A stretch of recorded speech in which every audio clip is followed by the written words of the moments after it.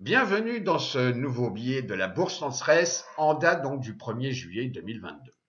On en parle depuis longtemps, mais on avance.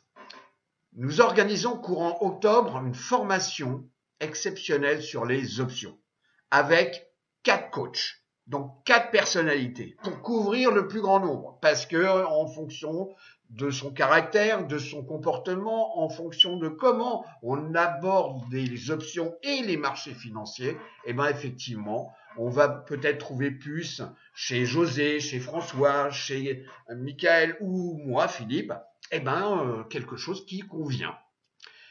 Le webinaire de cette présentation a lieu donc le mardi 12 juillet à 21h, donc c'est l'heure de Paris. Et ceux qui n'ont pas encore envoyé un petit mail pour demander leur lien pour ce webinaire exceptionnel. Donc, un petit mot à laboursenstress@gmail.com. Donc, rendez-vous le mardi donc 12 juillet à 21h, donc en webinaire. Où est-ce que nous en sommes donc le 1er juillet donc 2022? Alors, le SPX, étonnant, il a fait encore un plus bas, donc à 3640. Les taux, donc à 10 ans, retracent avec un test donc à 2,8, donc on était passé au-dessus des 3 à un moment donné, et on revient sur les 2,8. L'énergie, donc le secteur XLE retrace également et on est en train de tester les 70$. Le dollar index, alors lui, il clôture sur un plus haut, donc à 105,10$. Également, donc, on en a parlé donc il y a 15 jours, le rouble donc russe par rapport à l'USD qui avait un comportement plus, je dirais, dynamique depuis un certain temps. Bon, là, il a cassé donc sa moyenne mobile donc 10 jours. Est-ce que c'est la fin du monde? Je pense pas, mais en tous les cas, c'est à suivre. Et puis le Bitcoin, bon, tout le monde vous en parlait, comme l'Ethereum. Bon, maintenant, on en parle beaucoup moins. Tout le monde a la pétoche. Quoi qu'il en soit, le BTC, donc le Bitcoin, vient de casser un support relativement important, le support des 20 000$. Je rappelle également que le marché US sera fermé donc le lundi 4 juillet. Pourquoi? Parce que c'est l'Independence Day. Voilà. Alors, également donc important, donc c'est un indice qui mesure le pourcentage donc des sociétés comportant le SP500 au-dessus de la moyenne mobile 50, donc 50 jours. Vous voyez comme quoi, là, c'est très simple, il n'y a pas grand-chose. On n'a que 14,5% des sociétés constituant donc le SP500 qui ont le cours au-dessus de la moyenne mobile 50 jours. Également, donc là, je viens de l'évoquer, donc d'un point de vue graphique, on vient de voir comme quoi TNX, donc ici on est en weekly, vient de casser la 10 semaines. Bon. Est-ce qu'on va retracer vers, puisque là on a un canal qui était baissier depuis un bon bout de temps, est-ce qu'on va revenir tester ici? Peut-être. Mais en tous les cas, pour cette fin de semaine, on a une belle bougie hebdomadaire bien rouge. Le pétrole, effectivement, il montait. Oui, bon, à un moment donné, il faut bien qu'il se repose aussi, et puis, il faut aussi qu'il retrace. Donc là, on retrace, vous êtes toujours ici en bougie hebdomadaire, on vient de casser donc la 10 semaines, la moyenne mobile 10 semaines, et on continue à être en dessous. Le VIX, donc, vient de retracer le premier, donc vendredi 1er juillet. Vous voyez, on a cassé donc la moyenne mobile ici 50D, mais qui est toujours haussière. Je vous rappelle que depuis ici ces niveaux-là, donc on avait rencontré en décembre, novembre 2021, donc on a une tendance qui est haussière et confirmée par la moyenne mobile 200. Donc, le VIX vient de clôturer au-dessus des 26. On n'a pas dépassé donc des niveaux on va dire de peur, des niveaux, on les a pas dépassés donc actuellement au-dessus de 38, aux alentours des 38, et puis on n'a pas réatteint encore ce niveau-là donc aux alentours des 80 qu'on avait pu voir en mars 2020. Alors, est-ce que il faut suivre le VIX pour savoir à quel moment on va toucher donc le bas des marchés, et puis dans l'espoir, alors il faut faire attention à l'espoir, dans l'espoir comme quoi les marchés repartent vers le nord. Également cet indicateur donc qui est l'indicateur qui donne le pourcentage de sociétés. Donc ici, c'est au-dessus, donc composant le SP500, le pourcentage de sociétés dont le cours est au-dessus de la moyenne mobile 200 jours. 200 jours. Ben là, on était descendu, on en avait parlé à un moment donné, on était aux alentours des 11, ok, on avait cassé ces niveaux-là. Et puis là, on a tendance à être repassé au-dessus de la moyenne mobile ici, donc 10 jours, mon petit fil conducteur, et on clôture ici donc à 24%. Cependant, là aussi, si on se met en bougie, il faut toujours regarder sur des laps de temps plus lointains, hein. Donc si on regarde en weekly, on voit que ces niveaux avaient déjà été testés donc à 2% en mars 2020, que ces niveaux ici aux alentours des 8 à 10%, ok, ont déjà été vus en décembre 2018, quand il y a eu la forte baisse en fin d'année 2018, et puis là aussi 2016, 2015, etc. Donc on est dans cette zone-là. Mais cependant, on voit toujours comme quoi on est sous mon fil conducteur ici, donc 10 semaines, et non pas 10 jours, hein, puisqu'on est en bougie hebdomadaire, et que là, la 50 a bien croisé à la baisse, la moyenne mobile ici en rouge, 200 semaines.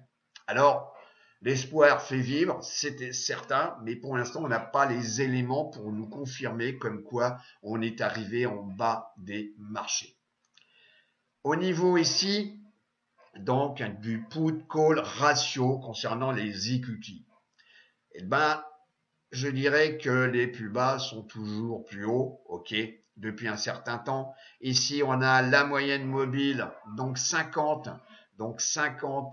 D, elle est haussière. Et ici, on a clôturé donc à, j'arrondis, 0,70. Donc, il y a une prédominance des achats de put par rapport aux achats de call. Donc, je me répète, on achète des puts, et vous verrez ça pendant la formation, pour protéger son portefeuille ou protéger les actions que nous avons en portefeuille, je répète, simplement parce que l'achat d'un put, où il faut dépenser bien entendu, mais vous permet d'avoir un stop qui est garanti. Un indicateur utilisé sur la chaîne CNN, donc CNN, comme on dit en bon américain. Donc, là, c'est un petit peu pareil. On est toujours dans l'extrême peur, donc avec un indicateur qui est à 24. Et donc, la clôture de jeudi, on était également à 24. Il y a une semaine, c'était 27. Donc, on avait moins de peur. Donc là, on a plus de peur. Et puis un mois, il y a un mois, il y avait encore moins de peur, mais il y avait quand même de la peur, hein, parce que tant qu'on est ici à 28, c'est toujours de la peur. Et puis il y a un an, on était à 38. Donc un peu de peur, mais alors avant qu'on retourne sur ici dans la partie positive, donc il va falloir patienter un tout petit peu. La comparaison ici sur 6 mois des 4 indices à travers donc 4 ETF, donc SPY, donc DIA pour le Dow Jones, et QQQ donc pour le Nasdaq 100 et IWM pour le Russell 2000. Quoi qu'il en soit, les 4 sont franchement négatifs sur 6 mois. Et pour certains, c'est le pire semestre depuis 50 ans. Et je suis bien d'accord. Parce que là, c'est très simple, sur 6 mois, donc depuis, j'arrondis le premier, donc le 31 décembre, donc ça fait vraiment depuis le début d'année, moins 14 ici pour le Dow Jones, ici on a donc moins 19 pour le SPY, ici pour le Russell 2000, moins 23,6%, et ici, le pire, puisque ça avait bien monté, il faut aussi de temps en temps que ça descende mieux, donc le QQ a pratiquement 29%. Donc, est-ce qu'on est au bas des marchés? Je n'ai pas la boule de cristal, mais il n'y a pas beaucoup d'éléments qui pourraient me dire comme quoi ça y est, c'est fini, Philippe, et voilà. Eh ben non. Pour l'instant, il va falloir patienter. Alors, dans le doute, moi, je conseille toujours, même si effectivement, il y a plein de dégaineurs qui sont là, et il faut tirer, tirer, tirer, tirer, apprenez un bon conseil, apprenez toujours la patience, et que de temps en temps, il ne faut pas se reprocher de rien faire sur les marchés. Il vaut mieux garder toutes les munitions et tirer au bon moment. Le Dow Jones, alors le Dow Jones, on va enlever la publicité, voilà. Donc là, bah, c'est très simple. Vous voyez qu'ici, je suis en bougie hebdomadaire. Vous voyez comme quoi ici, la moyenne mobile 200 semaines sert quand même, bon, elle est haussière. Hein, ça, je dis pas comme quoi elle l'est pas. Elle est haussière. Donc, est-ce qu'on a changé de tendance et tout, etc. Je ne sais pas. Mais quoi qu'il en soit, on est au-dessus de la 200 semaines.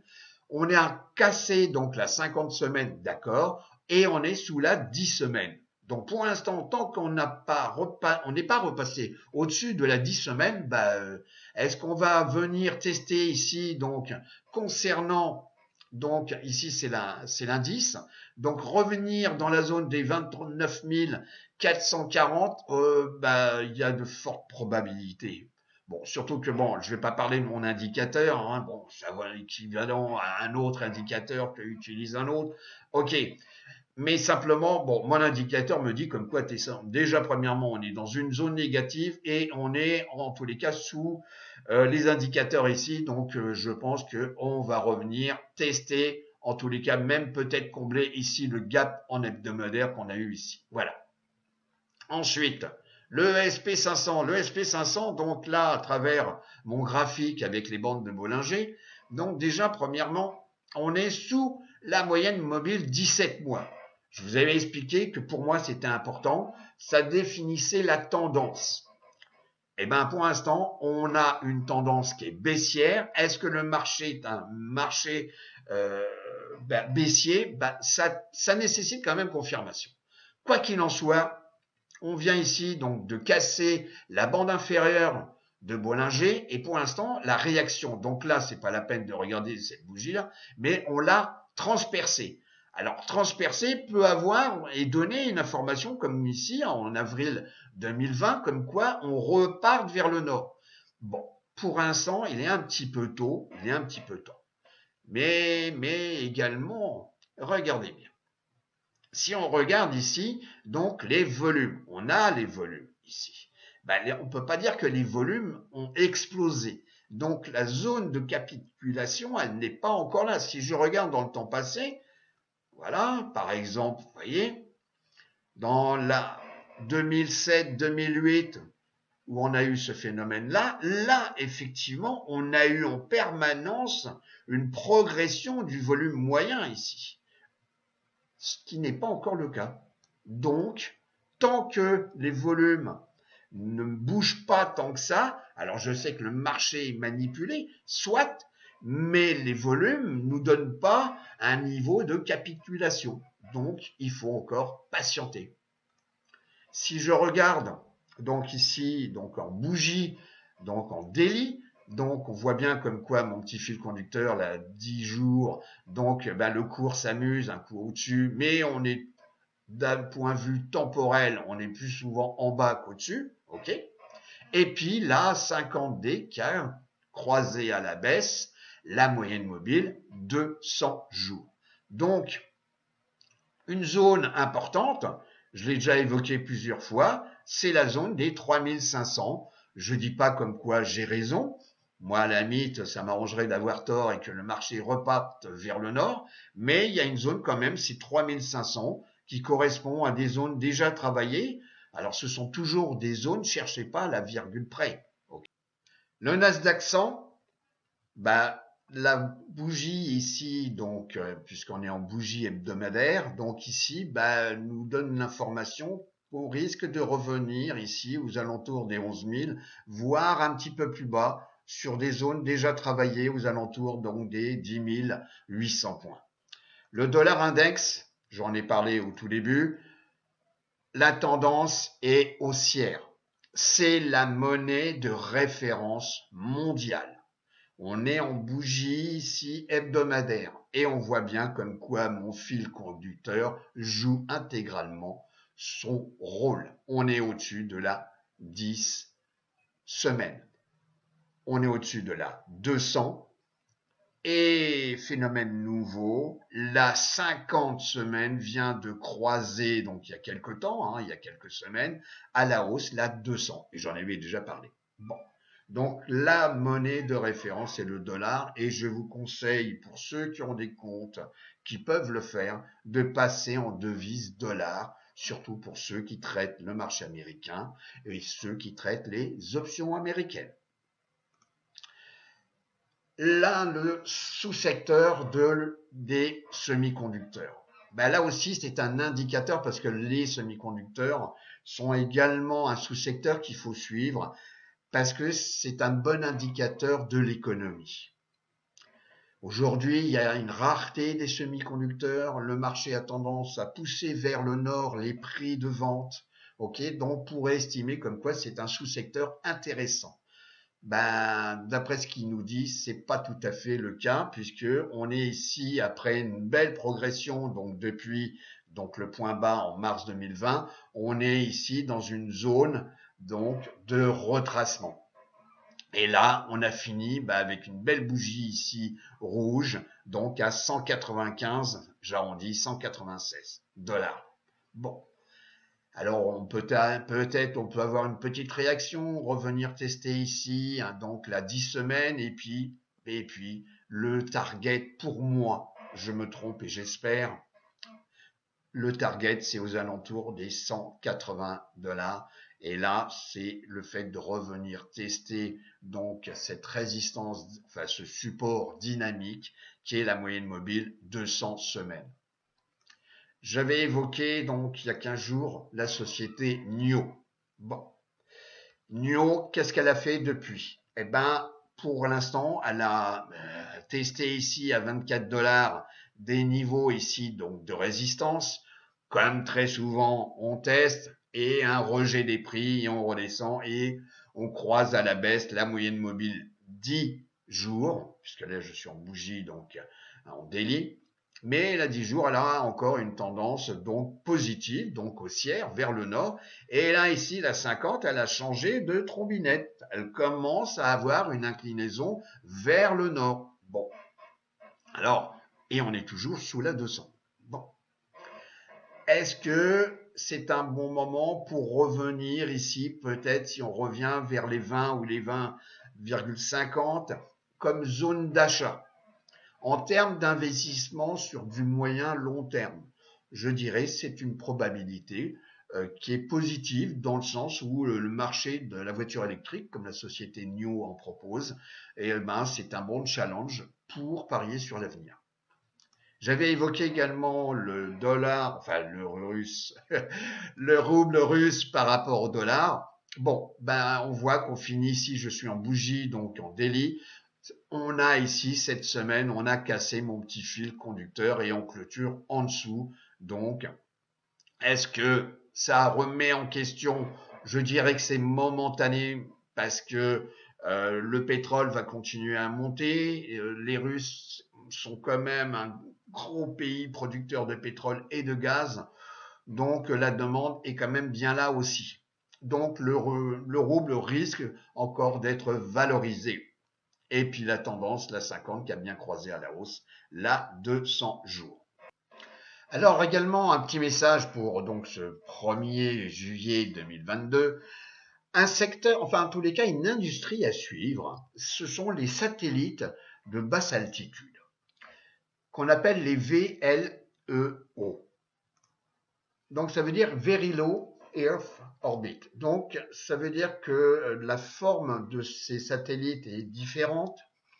Il y a moins de perturbations, il y a moins de consommation d'énergie, aussi bien en termes de capture d'images que également en transmission. Et il y a quelques sociétés qu'il faut peut-être suivre. Alors je vous ai mis comme Airbus, Défense, voilà. Bon, Black Sky. Bon, il y a quelques sociétés qui ne sont pas disponibles sur les marchés en termes d'achat. Bon, c'est des marchés de gré à gré et elles ne sont pas toutes réellement disponibles. mais j'en ai trouvé au moins une. Bon, Airbus, vous connaissez, mais la société Maxar. Donc d'abord, c'est une société donc, qui est capitalisée à hauteur de, j'arrondis, 2 milliards. Bon, c'est pas une grosse. Alors au niveau des options, j'ai pas vérifié. Il y a peut-être des options, mais en tous les cas, bon, c'est pas. J'irais plutôt sur les stocks que sur les options. Alors, à moins qu'il y ait des options pour vendre, donc également, c'est une stratégie, vendre ce qu'on appelle des covered calls. Donc, on possède des stocks par paquet de 100 et on vend des calls avec une périodicité comme tous les mois, tous les 3 mois, etc. Et ce qui permet de réduire le prix d'achat de mes actions. Donc, je loue mes actions. C'est une stratégie. Donc, la société, donc déjà, qui est connu donc dans les satellites à basse altitude. Au niveau du profil, donc on va voir, donc c'est une société, vous voyez, technologie, communication, équipement. Bon, ok. Et il y a 4400 employés, donc c'est pas tout à fait la petite société. Et là, vous avez le board. Donc le board, on voit bien que ce sont uniquement des Américains. Bon. Cette société, donc, qu'est-ce qu'elle nous dit au niveau graphique? Elle nous fait comme quoi, vous voyez, c'est une société qui a dû être introduite sur les marchés en 2017, comme beaucoup de sociétés, comme Twitter, c'est pas la première fois que je vous en parle, donc, hop, ça monte, et puis juste après, voilà, le marché oriente donc le cours vers le sud, et la société, donc, végète, donc, grosso modo, de 2019 jusqu'à ici, donc, puisque là, on peut dire que c'est une phase de compression, donc jusqu'à août 2020. Bon, et là, elle s'est réveillée. Elle est revenue pas tester complètement les plus hauts, mais elle est venue tester donc les 58, j'arrondis, dollars, et puis hop, de nouveau, on retrace légèrement. Et là, depuis un temps certain, elle se situe dans une zone de congestion.